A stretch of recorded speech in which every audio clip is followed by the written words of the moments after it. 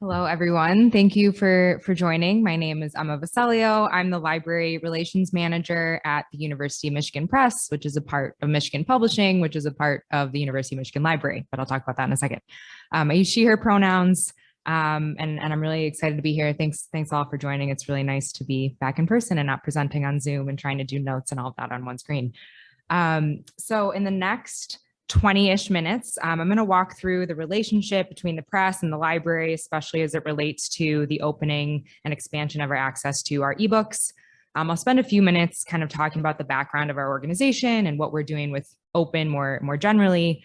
And then I'm going to spend a little bit of time talking about the more technical relationship we have with the library, talking about our cataloging workflows. I'm going to try to do that. My colleague's not here with me who actually works on that, and kind of talk about that timeline for us, and then talk a little bit more about kind of what's happening after these workflows, and what we're doing to open our books at University of Michigan Press specifically, and kind of how we're working to increase the reach and impact of that content. And then I'll wrap up with some recommendations, and then I know we'll have time for questions later. So most of you might already be pretty familiar with how we're set up, but as I mentioned, Michigan Publishing is a division of our library. We've been part of the library since 2009, and there are 3 distinct units that make up our organization. My colleague Jason Coleman, who was here earlier, had a really nice graphic. I don't know where he got that, but it's Michigan Publishing Services, which Jason heads up. And I would say that's kind of where Fulcrum, our publishing platform that we've been developing since 2014, is kind of housed under. We have the University of Michigan Press, obviously, and then we have Deep Blue repositories, which that's kind of made up of 2 pieces. We have Deep Blue Documents and Deep Blue Data. Deep Blue Documents is a repository for scholarship and teaching materials, and then Deep Blue Data is a repository for research data, primarily meant to kind of be viewed or consumed by computers.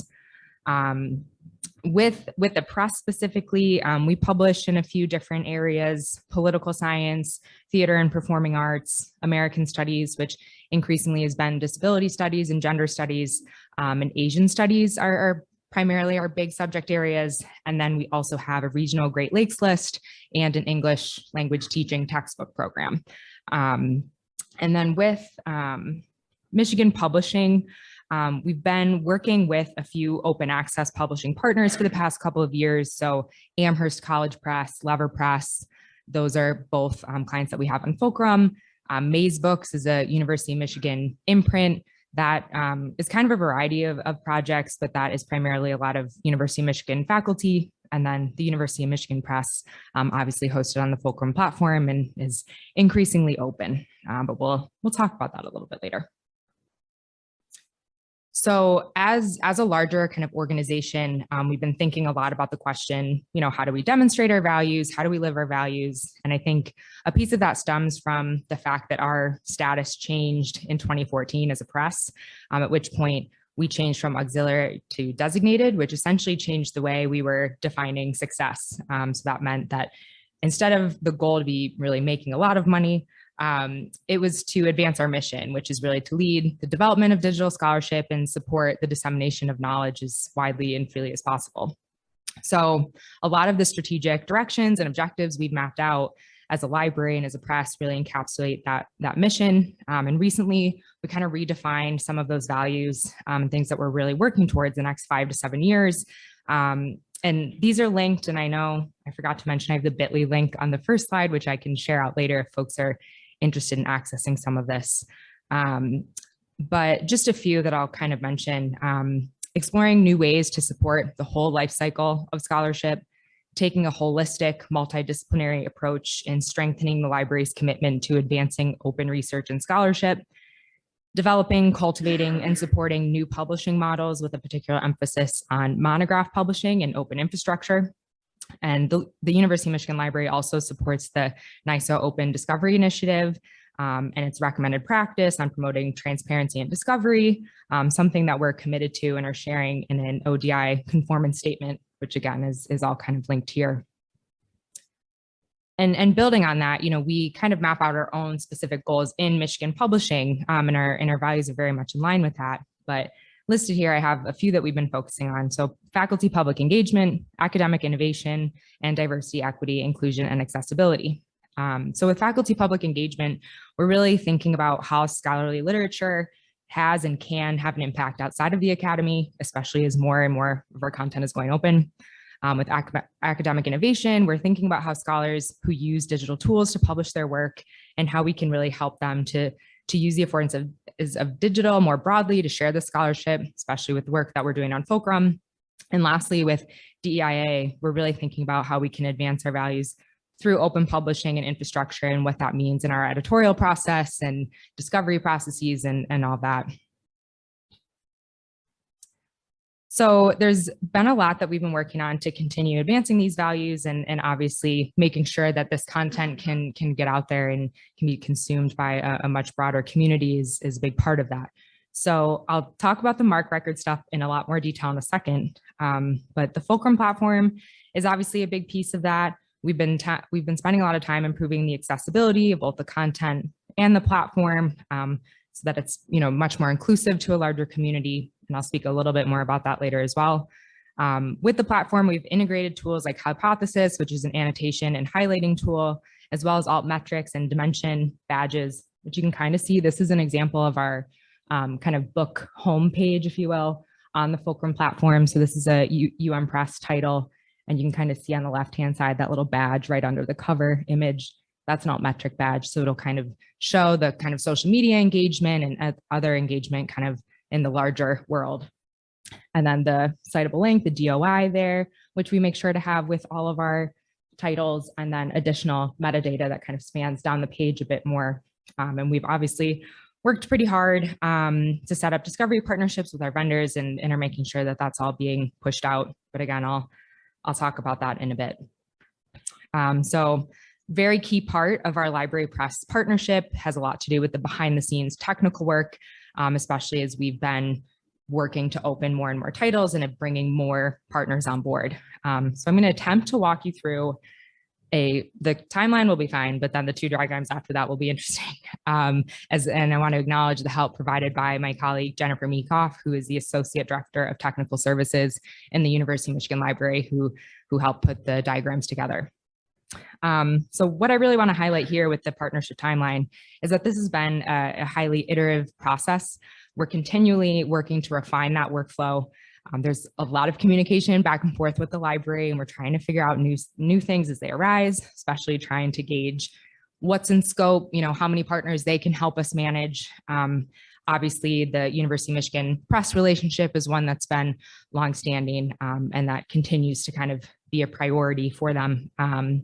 But really, I would say that relationship kind of started back in 2018 when we were starting our University of Michigan Press ebook collection. Really, that included kind of expanding back file records. So that was something we revisited with them, separating out OA resources, then working to expand that metadata with different vendors. And then we expanded to include additional publishing partners, so Lever Press, Amherst College Press. And just kind of moving through this pretty quickly. I mean, you can see in 2019, that's when we launched the actual collection. In 2020, we had more and more content that was coming. And then in 2021, we actually brought on a specific OA metadata position. That is my colleague, Jen Talley. And she has kind of a split time within the press and the library. And we've really been exploring the ways that we're kind of expanding that OA position. Part of the work I've done with Jen is to kind of survey our partners about our MARC records and kind of their discovery workflows and how that's been looking in folks' catalogs and what we can do to continue to improve that process for folks. And that's kind of what has expanded into 2022 with Jen advising on workflows and things like that. So we're excited to see how this partnership kind of continues to expand. But it's been really great work with them. I mean, they've definitely helped us to make sure that we have the best quality records that we can be sharing out. And now I'm going to try and talk about how that happens. So this is workflow number one. This is our main workflow for creating new records. So this is creating access to University of Michigan Press content.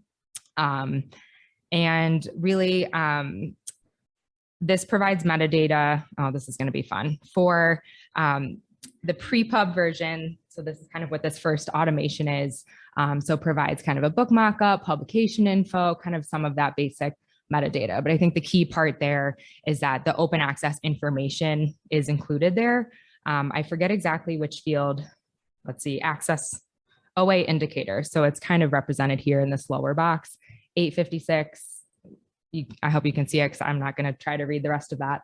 But we've been making sure and kind of revisiting the records to make sure that that is very clearly indicated in the records, as well as access type, OA funder. So all of the information that we basically can include about open access at this point, which is, considered a standard, we're putting in there. And then I like this little neat red box, then we're processing records for customers. So that's nice and easy, and we'll wrap it up there. Okay, so with the second one, this is a workflow for updates. So kind of going back with backfile records and things like that. So with missing titles, we've built an automated kind of reporting system that identifies missing titles based on DOIs. And then there's an email alert that updates with the ISBN and title. And then in terms of corrections to existing records, folks, we've been seeing this with some of our other products that have used different MARC vendors in the past, but it's kind of helped us to improve our own internal workflow. Customers reporting potential errors. So we as a press will let technical services know, and then they're able to locate that record and fix that and then reload that to our Fulcrum platform. So we're trying to find other ways, that make sense within existing standards to include other IDs like ROR, ORCID IDs, and making sure that we're staying up to date on what potential changes might come, if there are additional fields that are ever added for open access, just kind of trying to stay on top of that and having conversations with technical services in the library to make sure that everyone is aware enough about the MARC process. Obviously, I'm still learning about that, but we're excited again to kind of continue to see how this new OA metadata position will help us to continue to bridge that gap. So back to stuff I know well. This relationship and workflow has obviously been key component for getting our press content out there. And this was really critical when we launched the collection in 2019. As some of you might be familiar, that was the first time we were selling kind of all of our content direct to libraries. And then we were really excited hearing from libraries, pandemic, right? So we obviously kind of pivoted our business model and plan for the collection. So we opened the collection up for free to read. A lot of publishers were doing that March 2020 to like August 2020. And we saw obviously a very big increase in the reach and kind of where our scholarship was being read and consumed. So that is why in 2021, January 2021, we shifted and decided to move ahead with our open access monograph model, which is called Fund to Mission.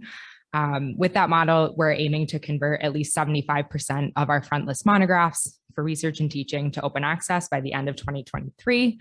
And that's without any author ever having to pay. And, in line with our mission and values, we decided to name it Fund to Mission because it's designed to allow a university press to achieve its mission-related goals of maximizing access to quality information while sustaining its operations. And we're pulling from 3 different funding sources for that. So we have the Provost Office, author side funding, kind of where possible, whether that's coming from, potential institutional funds that folks might have or external grants. But again, not making anyone pay for that when they're coming and expressing interest in publishing OA. Then we have our community of supporting libraries. And so the collaboration with libraries has really been a huge component of the model. We recently launched a library partner group to help us think about how we can make this more inclusive, making sure that we can include all different kinds of institutions, ARLs, smaller liberal arts colleges. And we're also working to ensure that participation extends beyond North America. And our partner libraries and partner group have allowed us to really work with a lot more roles in the library. It's been really interesting to see, with a lot of these Zoom meetings, it's great that a lot more folks in the library can join in. So when I was talking to a lot of head of collections or head of acquisitions before, now I'm seeing a lot more OA positions kind of evolving, coming on, seeing more scholarly communications libraries as librarians participating in those conversations. And that's been huge in helping us to think more about our workflows, processes. And I know we were just talking about this in a session earlier today, Ali's session, about, kind of what we can learn from each other, right? Library publishers, library press relationships. So that's been huge. A big piece of that is that discovery component. What is it looking like on your end when you're going to load these things into your catalog? How can we improve that? How can our naming, standards be different? What's going to be most clear to you? So that's been a huge piece in making sure that we're really getting this set up in a way that's going to expand access. Thank you. And furthermore, we're working to continue to ensure the accessibility of our content platform. So a lot of this work, like ensuring we have all possible metadata that we can have, adding alt text for images and other media that are integrated into our monographs, is done to ensure broader access. If anyone has been on the Fulcrum platform before, you can see that you can click into individual media elements that are discoverable on their own. So we're really making sure that those pieces and all of that media and research that authors are now integrating into their work can be discovered, independently from the work as well. And our libraries are also thinking about how else, we can help other institutions who may not be able to participate or support the model in a certain way to still have access to this. So making sure we're thinking about alternative ways to share out our MARC records, encouraging folks to get those in their catalogs. That's been, an interesting challenge for us, just how can we continue to push that out? How can we make sure folks are easily finding this information on our website? But we have been pushing this out, to DOAB, JSTOR, Project Muse, in some cases, the author's institutional repository. So we're definitely making sure that we're taking advantage of the channels that do currently exist to get the content out there. So lastly, I just have a couple of suggestions, which a lot of you probably already know and are doing, but providing feedback to publishers about records and discovery workflows is definitely a huge piece. We've really appreciated that. The records are freely available on our site. So I've heard from a lot of folks that they tend to enrich the records that they might get from certain places with the publisher records. So we do have over 300 open access titles at this point on the platform that we're encouraging folks to turn on in their catalogs, as well as DOAB in the platform itself for an individual institution. So that's it for me. Thank you all very much for listening. I hope this was helpful, informative, and then we'll have time for question and after Vincent speaks. So thanks, everyone.